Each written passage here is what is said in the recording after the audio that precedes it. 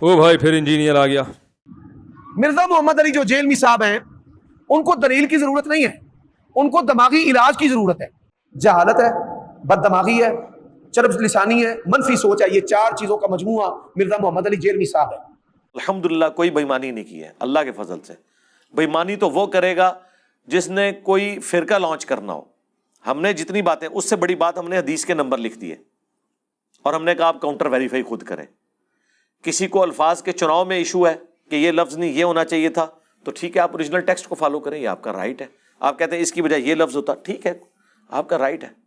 देखिए अहले हदीसों ने खुद तर्जुमा किया है, मुस्लिम शरीफ का अल्लामा वहीदुज़्ज़मान ने, कि हज़रत अबू सुफियान रज़ी अल्लाह ताला अन्हु ने नबी इस्लाम को फ़तह मक्का पे कहा कि मेरे बेटे मुआविया को अपना मुंशी रख लें। इन्होंने मेरे खिलाफ क्लिप बनाया कि हज़रत मुआविया को मुंशी कह दिया। मिर्जा मोहम्मद अली जो जेल में साहब हैं, उनको दलील की जरूरत नहीं है, उनको दिमागी इलाज की जरूरत है।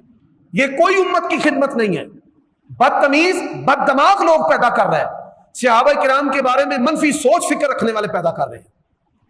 कातिबे कुरान को नौज़बिल्लाह मुंशी कहना, इससे क्या घटिया तरीका हो सकता है?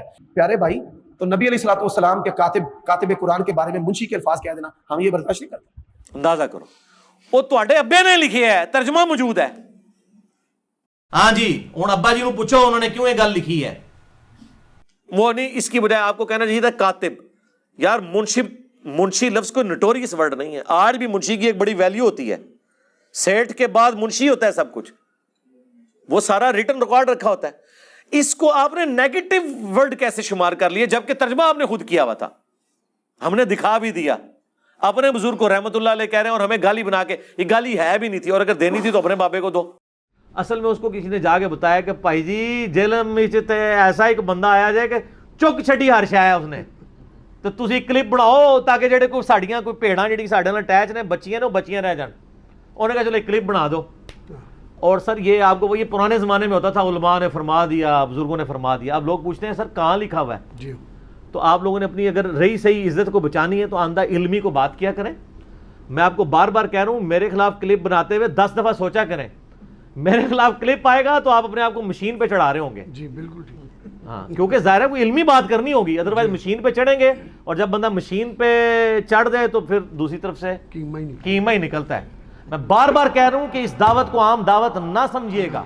ये वो दावत नहीं है कि लोग आए और बातें करके चले गए अल्लाह के फजल से, क्योंकि ये बातें करके चला भी गया, ये तो किताबों से जोड़ के जा रहा है और ये किताबें इतनी मजबूत हैं कि आप इन किताबों से लाने बरात नहीं कर सकते। अल्हम्दुलिल्लाह।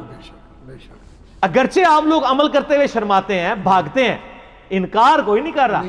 कोई हनफी शाफी मालिकी हंबली नहीं कह सकता कि मैं बुखारी को नहीं मानता, मैं मुस्लिम को नहीं मानता, मैं कुरान को नहीं मानता। लाख बेशक अपने फिरकों को लेके चले, जुर्रत नहीं वो कर सकता। तो सर जादू वो जो सर चढ़ के बोले।